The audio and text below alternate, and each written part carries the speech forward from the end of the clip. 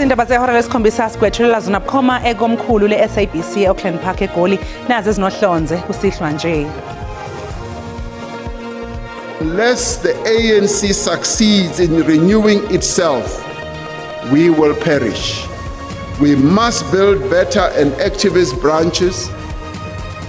Umengameli we-ANC uCyril Ramaphosa uyivule ngokusemthethweni ingqungquthela yaleli qembu yokubheka ibanga eselihanjwe leli qembu kusukela engqungqutheleni yokukhetha ubuholi edlule.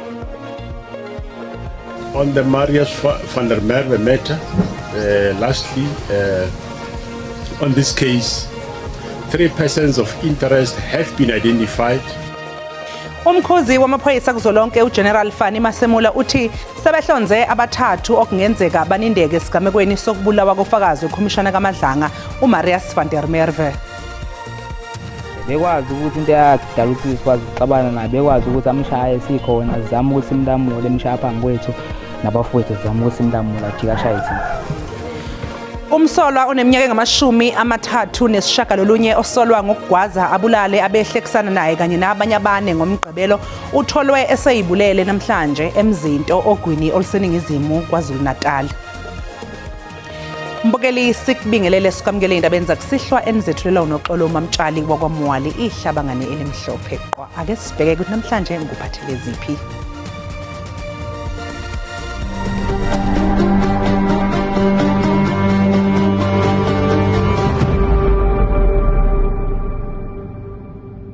Umengameli uCyril Ramaphosa wexwayise izithunywa zamalungu e-ANC ngobungozi bokushabalala kwenhlangano uma yehluleka ukuyihlela kabusha.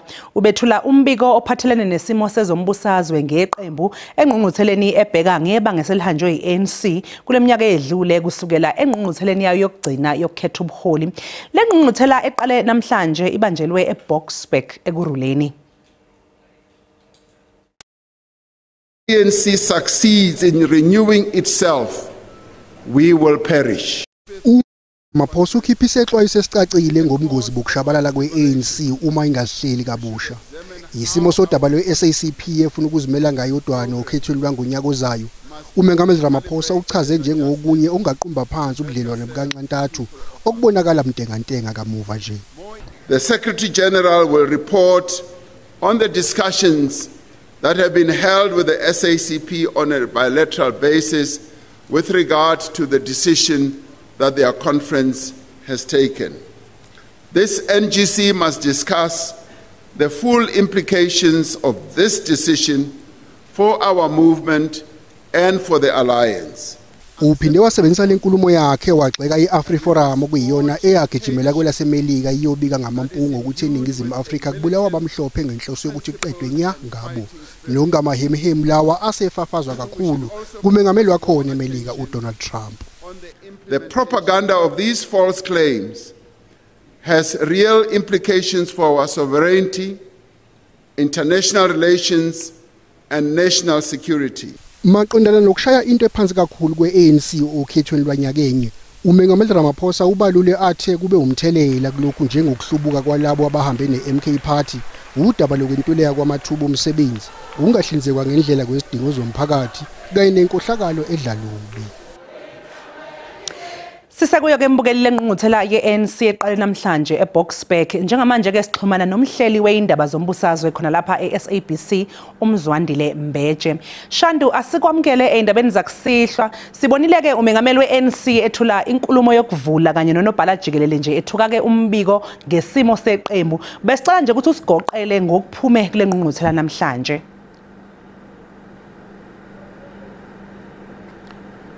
Sibonga kakhulu noxolo sibingelele nakubabukeli njengoba usuzwile ke lokho okusho umongameli mayelana nanokuthi ke kubalekile ukuthi leli qembu lizivuselele kabusha ngoba mangabe lehlule ukwenza lokho ngempela kuzoba senkingeni. Kodwa ke ngicabanga ukuthi ke mhlambe umbiko engicabanga ukuthi uye wathi ukuhamba kanzima ekuchazeni isimo esibhekene naleli qembu umbiko lo othulwa unobhala jikelele we-ANC lokhu kuthiwa i-organizational report kusho ukuthi ke umbiko obheke ukuthi inhlangano enazinqinamba zini into ke ayibaluleke kakhulu ukuthi kunezinkinga ikakhulukazi emagatsheni, kunezinkinga ekuphatheni kweqembu, kunezinkinga ngisho nasekukhankaseni. Lokhu ke okuvele uma ngabe kuyiwa okhethweni olwedlule la ngonyaka odlule lapho iANC okokuqala ngqa yathola amavoti angaphansi kuka50, yathola u40%. Lokho ke okwayibeka esimeni sokuthi igcine iphoqeka ukuthi ingene kuhulumeni wobambiswano lokuthiwa iGNU. Base ke lokho kwenza ukuthi ke ikwazi ukuthi isebenzisane namanye amaqembu. Lokho kusho ukuthini na? Kusho ukuthi abantu abaningi akade bevotele leli qembu bakhombisa ukwehlisa ukuthi ukulithemba leli qembu. Yikho ke mhlambe lokho abakubeke kwacaca ukuthi uma kuukuthi ngempela abawakhophule amasokisi abenzi into abantu abayilindele. Ukhumbule njengoba phela kuyiqembu elibusayo selibusa ngokubambisana manje bekuyiqembu noxolo ebelibusa libusa ngalodwana. Okusho ukuthini na uma ngabe ubusa kumele ke ulethe izinsiza kubantu futhi ke kungabi nezinto eziningi olokhu ukhonjwa ngazo kuthiwa uyazenza ngoba lokho phela kugcina ukuthi abantu belahlekelwa ithemba. Yingakho ke sibonile ikakhulukazi kuzifundazwe ezibaleka kakhulu ngokwezinombolo, isifundazwe salapha eGauteng, isifundazwe saKwaZulu Natal, zehla kakhulu izinombolo lokho okuphoqelela iqembu ke ukuthi ke libe sesimeni elikusona njengamanje. Mhlambe nje ukuphothula ukuthi lemibiko ethulwe umongameli nalo osaqhutshekwe ukuthula unobhala, lemibiko ikubeka kuyacaca ukuthi uma kuukuthi leli qembu aliguquli indlela elenza ngayo izinto mayelana nokuletha izinsiza, mayelana nokuziphatha, mayelana ke nokuphatha abantu, lizoba senkini yokuthi mhlambe ligcine abantu ke bebaleka ke. Yikho ke lezi zithunywa ezilapha zinomthwalo wokuthi ke zowuphendule lo mbuzo ukuthi ngabe zisafisa ukuthi le qembu ube liqembu elaziwa njengomholi womphakathi.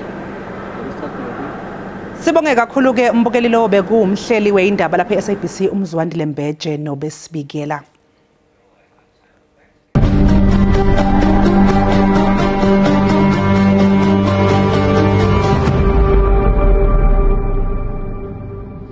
Umkhuzi wamaphoyisa kuzwelonke uJenene Ufani Masimula uhambele eSolzville ePitoli lapho kudutshulwe kwabulawa abantu abayi12 ngomgqibelo.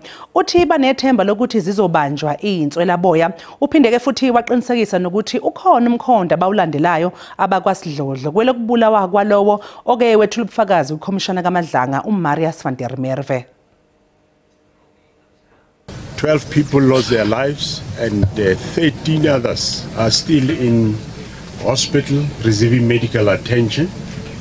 3 suspects are still at large. uJenene Ufani Masimula uthi zikhulu nomuvo indawo zokucima ukoma sebeyivalile abakwasidlodlo base-Atteridgeville selokhu kuqalela unyaka wemali. Uthembise ukuthi bazobanjwa abasola abathathu abadubule kwashona abayi12 eSolzville ePitoli ngempela sonto. In no time we are confident we will find 3 suspects which we do have an idea who they are. We have registered 12 counts of murder and 13 counts of attempted murder cases.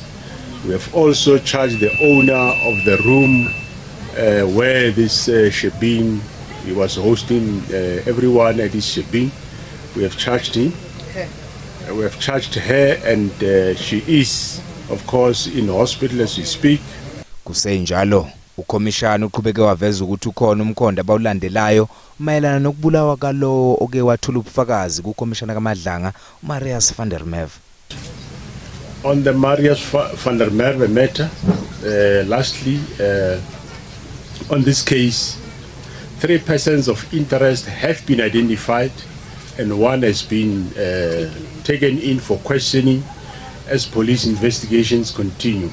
We are confident that soon we will register a breakthrough as the police remain on high alert for those behind the killing of Mr. van der Merwe. uMarius van der Merwe wayebizwa ngowitness D ngenkathi ethula ubufakazi. Umsakazi we-SAFM uNonkululeko Mantula kanye nabanye abane asolwa nabo banikezwe ibheyili inkantolo yemantshi eseKempton Park eMpumalanga yeGoli. Labasolwa abahlanu bebevele enkantolo mayelana namacala ahlobene nokunxenxa abantu ukuthi bayoba ingxenye yempi eRussia. Umbuso uveze insolo zokuthi uMantula uyena owahlela ukuhanjiswa kwalabantu kuleli yazwe njengoba sekuphela iminyaka ibambene ngehluthu phakathi kweRussia neUkraine. Abasolwa bavele okwesibili namhlanje enkantolo yemantshi eseKempton Park kanti icala bathose lona libe sehlehliselwa umhla ziyishumi kuNhlolanja ngonyaka ozayo. Babe sebenikezwa ibheyili yemali ephakathi kwezinkulungwane ezinhlanu kuya kwezingamashumi-30 zamarandi kanjalo nemigomo yebheyili. On the following bail conditions: A, the valid passports of accused 1, 2, 3, 4 and 5 shall remain in the custody of the investigating officer, Captain J. Gianni, pending the finalization of the case. And B, the accused, that is all of the accused 1, 2, 3, 4 and 5 are ordered not to apply for a new passport pending the finalization of the case. Umbuso uveze izinsolo zokuthi umsolwa wokuqala kuleli cala uyena ungqondongqondo njengoba eseke wahambela kwelaseRussia cishe amahlandla amahlanu. What the investigation so far has uncovered is that indeed she has been in and out of Russia since September for approximately 5 times. So as the state, we requested the court to set a condition for her not to travel abroad. She can only be allowed to travel domestically within South Africa, and as in when she needs to perform her duties and needs to travel to other cities within South Africa, she can get permission from the investigating officer. Uphenyo ngaleli cala liyaqhubeka. Umsolwa oneminyaka engama-39 osolwa ngokugwaza abulala behlekisana naye kanye nabanye abane ngomgqibelo utholwe eseyibulele namhlanje eMzinto ogwini oluseningizimu yeKwaZulu-Natal. Imindeni yeyisulu isashaqekile ngemva kwalesi sigameko. Umndeni kaNokwandambili uthi umsolwa uLungisani Shabane obekhululwe ngoshwele ecaleni lokubulala ubejwayele ukumshaya. Baba njalo mephosile behlezi izinto eyodwa. Bekwazi ukuthi into yakudala ukuthi sikwazi ukuxabana naye, bekwazi ukuthi amshaye sikhona sizama ukuthi simlamule emshaya phansi kwethu nabafowethu sizama ukuthi simlamule ajika shaye thina. Umndeni wesinye sezisulu ongowesilisa beneminyaka engama-54 ubudala wayesendleleni eya ekhaya ngesikhathi ehlaselwa. Ube nothando lwethu nathi siyamthanda futhi bese sithembele kuye kukona konke nje bathi sihlala naye ngoba ngisho kwami phezulu bengibiza yena ngithi malume nginenkinge kanje manje asekho umunye umuntu esengizombiza. Kusenjalo sekukhuthazwa kakhulu umphakathi ukuba ubumbane ulwisane nezenzo zodlame oluyamene nobulili. Mbukeli sasiqu 8 kanti uma ngabe sibuya sokuphathela uWT. All these dockets that we are now handling, the complainant were being intimidated and forced to withdraw the case. Inkantolo yemantshi yasePulukwane eLimpopo isilihlehlisele uLwesithathu isicelo sebheyili somculo isihlabani somculo welekompo uLihlohonolo Chauke noDumenge likaShebe Mabhena.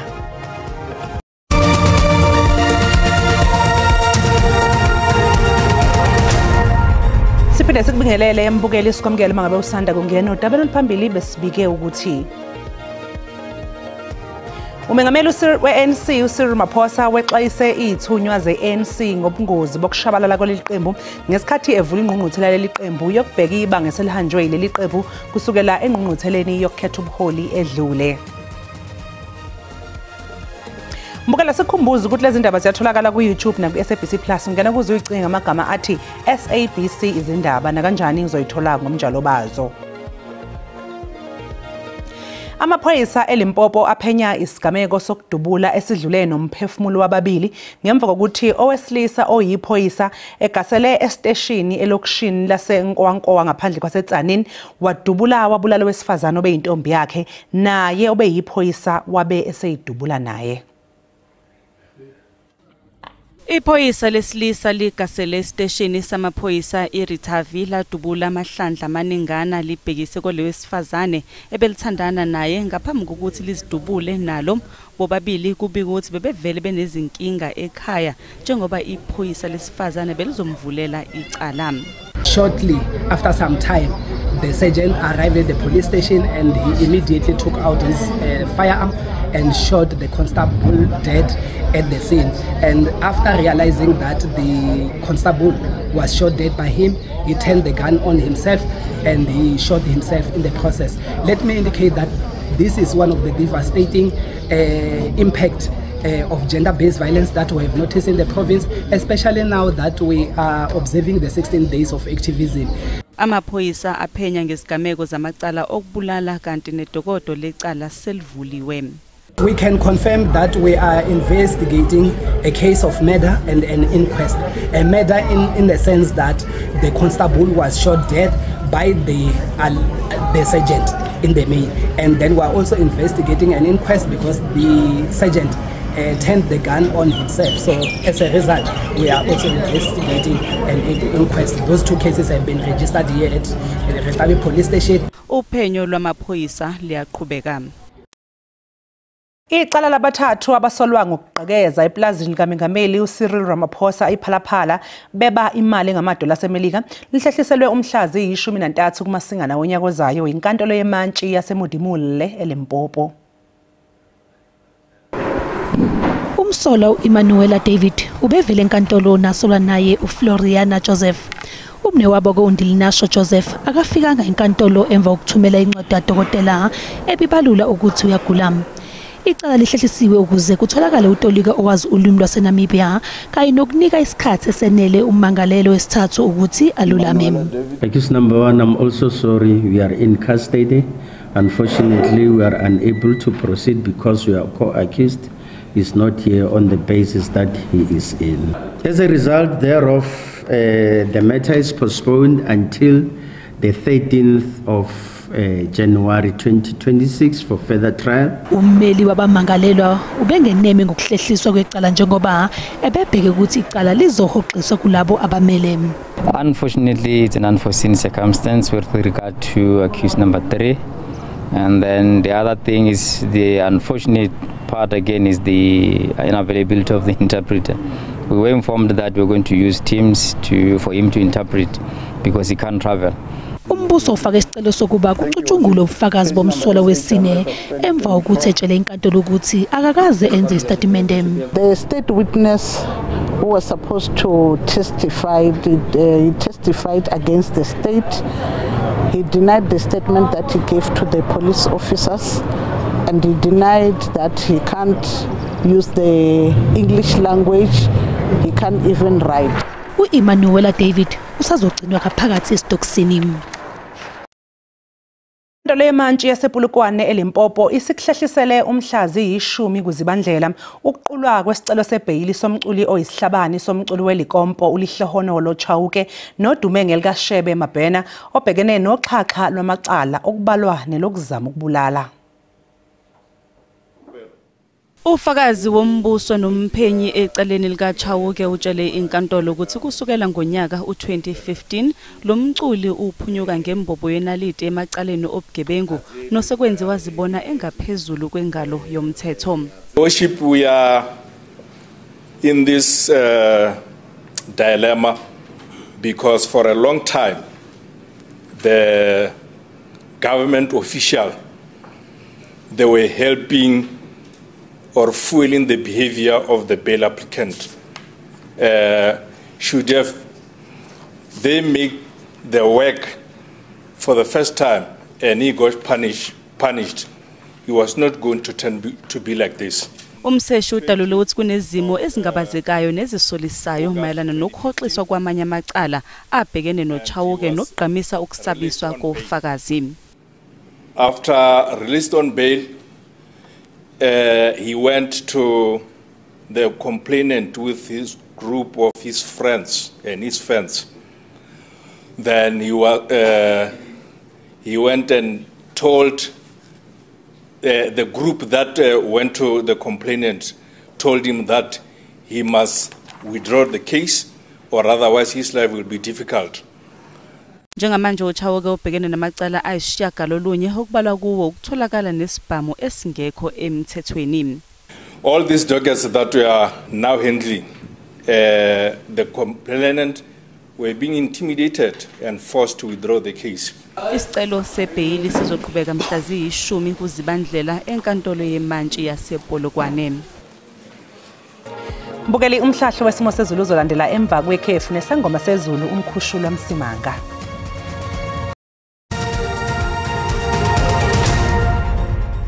Waze kwintokozo mbukeli ukuthi siphinde sihlangane njengoba sesisho sithi cha lizilahla kunina nje bese zikhona imvula ephelezela ukuduma mongena lapha ko North West Rustenburg uyongena eGauteng kanjalo nasengcenyeni ke ezilapha eMpumalanga siye siyongena ikakhulukazi eNtshonalanga neKwaZulu Natal eduze kwentaba zokhahlamba amathuba bemakhulu mancane nje kodwa kwezinye indawo ko North West uyongena ko lesi Freestata sisho sithi lapha ngaseningizimo okanye ikakhulukazi engcenyeni ezilapha eStern Cape lingabalala nje ngisho ebukhoni bezinja sihlabele phambili siyobheka usuku lakusasa sisho sithi ke lisabalele nje lapha eNtshonalanga imkhizo okanye imkhamezela ikakhulukazi ke oguno lingaseningizimu kanti ke lapha eStern Cape akhona amathuba esingawalindele emvula athanda ukuba makhulu komongena engcenyeni ke ezingasempumalanga kanti ke ikhona nenkungu yasekuseni engabe isiphazamiso uyongena kwaZulu Natal asemakhulu amathuba ke alezi imvula ephelezela ukuduma ukunyuka njalo yongena ke eGauteng kompumalanga kanjalo nalapha ko North West hlabele phambili siyobheka ukuthi ke iSouth African Weather Service kusihlwa namhlanje iyasho ukuthi isigaba sesibili semvula ezingaka nomgozi lapha eGauteng kweFreestata yongena empumalanga eduze kwentaba zokhahlamba masibe nokuqaphela kakhulu isiqhotho kanjalo nesiphepho kulozo ndawo hlabele phambili siyobheka usuku lakusasa kanti ke lesixwayiso sakho nikakhulukazi ke engcenyeni eziningi lapha kwaZulu Natal uyongena lapha kwelaseFreestata eGauteng empumalanga isimo esingabhebhetha umlilo mawungena engcenyeni ke esingasentshonalanga awubheke nje amazinga phansi ebusuku banamhlanje kuyabanda nje kancane lapha ko Calvina nako Sutherland ngale kwaloko lingathanda nje ukuba phakathi kodwa ke liye ngokufudumala endaweni ezingasogwini uyongena lapha empangeni sisho sithi lisephakathi nalapha eGauteng kanjalo nasengcenyeni ke ezilapha empumalanga ngophoma uNhlavela ngangivumele ngisho ngithi ke kuyashisa nje ikakhulukazi lapha kwaZulu Natal obelikhipha umkovetsheni engcenyeni eziningi liye ngokufudumala mawungena ke ikakhulukazi eFreestata eGauteng uyongena empumalanga lingafudumala nje phansi lapha eStern Cape liyashisa nje endaweni ephakeme kanti ke likhipha umkovetsheni mawungena ikakhulukazi ke engcenyeni ezilapha apha intini mbukweni ngivumele ngithi ke ngiyathetha into beno busuku obuhle.